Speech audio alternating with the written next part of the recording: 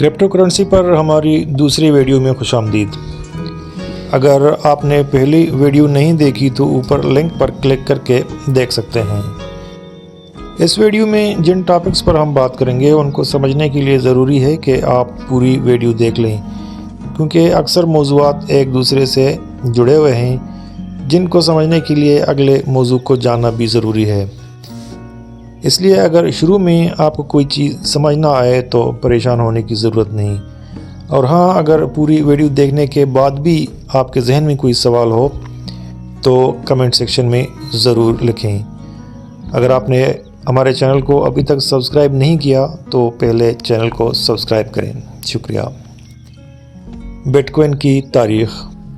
سب سے پہلے but coin کے خالق نے اگست 2008 میں bitcoin.org نامی ویب سائٹ کو انٹرنیٹ پر رجسٹر کیا، اور اس کے 2 مہینے بعد اکتوبر 2008 میں ستوشی ناکاموتو نے انٹرنیٹ پر ایک ڈاکومنٹ جاری کیا جس میں بٹ کوائن کے بارے میں تفصیل درج تھا۔ اس ڈاکومنٹ میں بٹ کوائن کی 4 خصوصیات بتائی گئی تھیں۔ نمبر 1، ہر بٹ کوائن کا اپنا مخصوص اور محفوظ ڈیجیٹل سگنیچر ہوگا جس کو ہیک کرنا تقریباً ناممکن ہے۔ نمبر 2، اس کے لین دین کے لیے کسی بھی تیسری فریق یعنی بینک وغیرہ کی ضرورت نہیں ہوگی، بلکہ 2 لوگ یا ادارے آپس میں ہی اس کی لین دین کریں گے۔ نمبر 3، ہر بٹ کوائن کے کوڈ میں اس کا پروف آف ورک یا عام لفظوں میں اس کے اصلی ہونے کی سند ہوگی۔ نمبر 4، ہر بٹ کوائن میں اس کی تیاری اور تمام لین دین کی پوری تاریخ پر مشتمل ایک کوڈ بلاک ہوگا جو کہ بٹ کوائن کے سسٹم میں موجود باقی بلاکس کا حصہ بن سکے۔ اگر آپ اس ڈاکومنٹ کو پڑھنا چاہتے ہیں تو اس کا لنک ڈسکرپشن میں موجود ہے۔ جنوری 2009 کے شروع کے دنوں میں بٹ کوائن کا سب سے پہلا بلاک ستوشی ناکاموتو نے بنایا جس کو جینیسس بلاک کہا جاتا ہے۔ 9 جنوری 2009 کو بٹ کوائن سافٹ ویئر کا پہلا ورژن جاری کیا گیا اور 12 جنوری 2009 کو بٹ کوائن کا پہلا تبادلہ کیا گیا جس میں ستوشی نے ایک مشہور کمپیوٹر پروگرامر ہال کو 10 بٹ کوائن ٹرانسفر کر دیے۔ سال کے آخر تک نیو لبرٹی اسٹینڈرڈ نے پہلی مرتبہ بٹ کوائن کے ایکسچینج ریٹ شائع کر دیے جس کے مطابق 1309 بٹ کوائن $1 کے برابر مالیت رکھتے تھے۔ بٹ کوائن کیسے کام کرتا ہے؟ اب ہم جو بات کرنے جا رہے ہیں وہ کچھ ٹیکنیکل قسم کا ہے، اس کے لیے آپ کی توجہ درکار۔ جیسا کہ ہم نے پہلے بتایا کہ بٹ کوائن ایک ڈیجیٹل کرنسی یا ایک کمپیوٹر کوڈ ہے۔ اس کے بنانے کے عمل کو بٹ کوائن مائننگ کہتے ہیں۔ بٹ کوائن مائننگ کرنے والے کو بٹ کوائن مائنر کہا جاتا ہے۔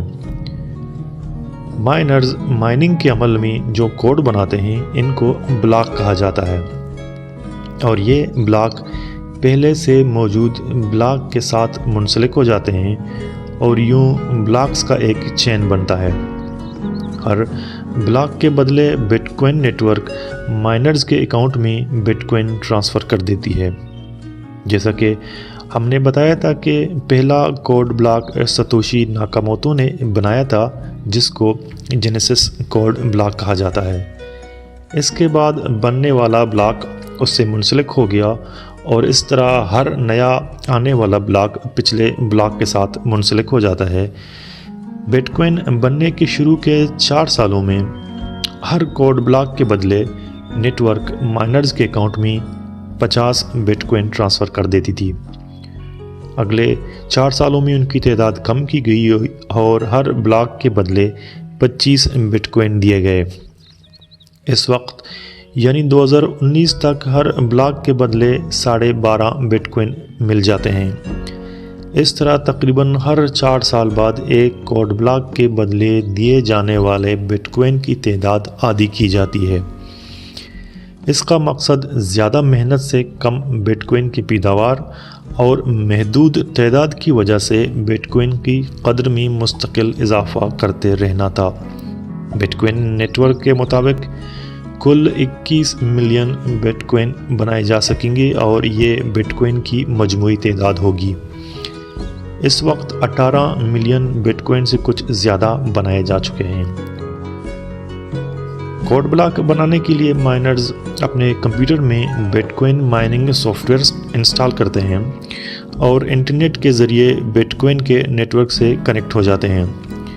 بٹ کوئن نیٹ ورک ایک خفیہ نمبر یا ٹارگٹ جاری کرتی ہے اور مائنرز کا کام یہ ہے کہ وہ گیس کرے یا اندازہ لگائے کہ یہ نمبر کیا ہے۔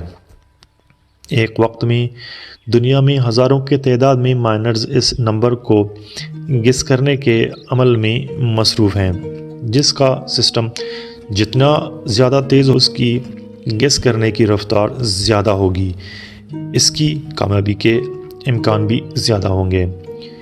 ان میں جو سب سے پہلے ٹارگٹ کو گیس کرنے میں کامیاب ہوتا ہے تو بٹ کوئن نیٹ ورک کے مائنرز کے بنائے گئے کوڈ بلاک کی تصدیق کرتی ہے اور اس کو پہلے سے موجود بلاک چین میں شامل کر دیتی ہے اور مائنرز کو بٹ کوئن ٹرانسفر کرتی ہے۔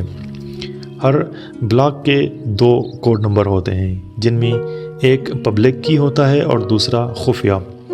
جیسے ہی نیا بلاک چین میں شامل ہوتا ہے تو network bitcoin network سے جڑے ہر کمپیوٹر کو اس کی اطلاع دے دیتا ہے، جس سے نیٹ ورک سے جڑے تمام کمپیوٹر، جن کو فل نوڈز کہا جاتا ہے، اپنے ریکارڈ میں اس کا اندراج کرتے ہیں۔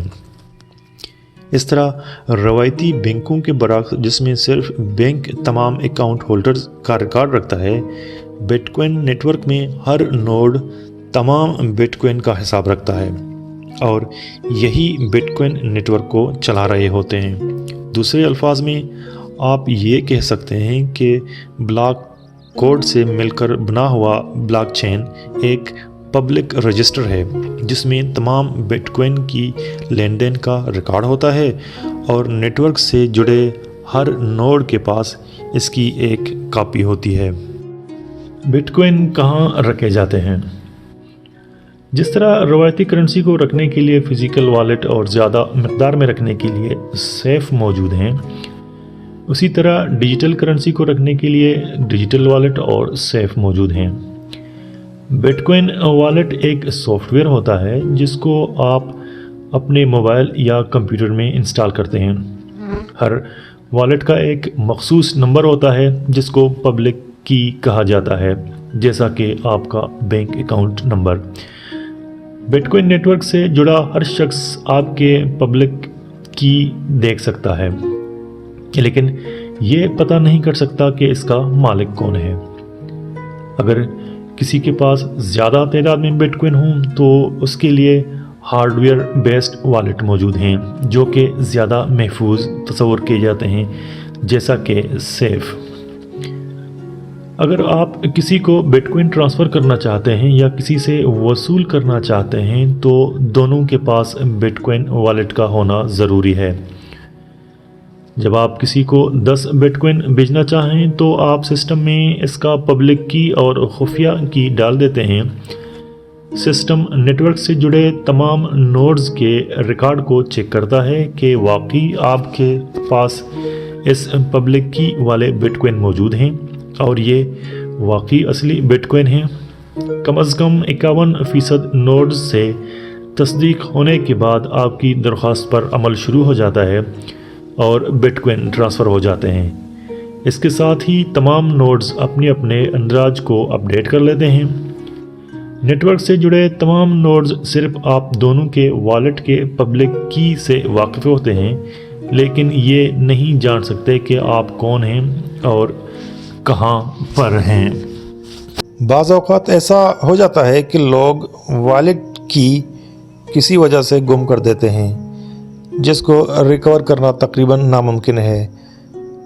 اس وجہ سے اندازاً 2 ملین سے زائد بٹ کوئن ضائع ہو گئے ہیں، جن کی مالیت اس وقت $14 ارب سے زیادہ ہے۔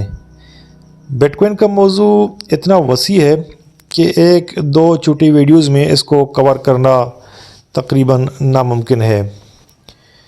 اس ویڈیو میں ہم نے کچھ موضوعات پر بات کی۔ اگلے ویڈیو میں مائننگ کے علاوہ کچھ اور موضوعات کے حوالے سے تفصیل سے بات کریں گے۔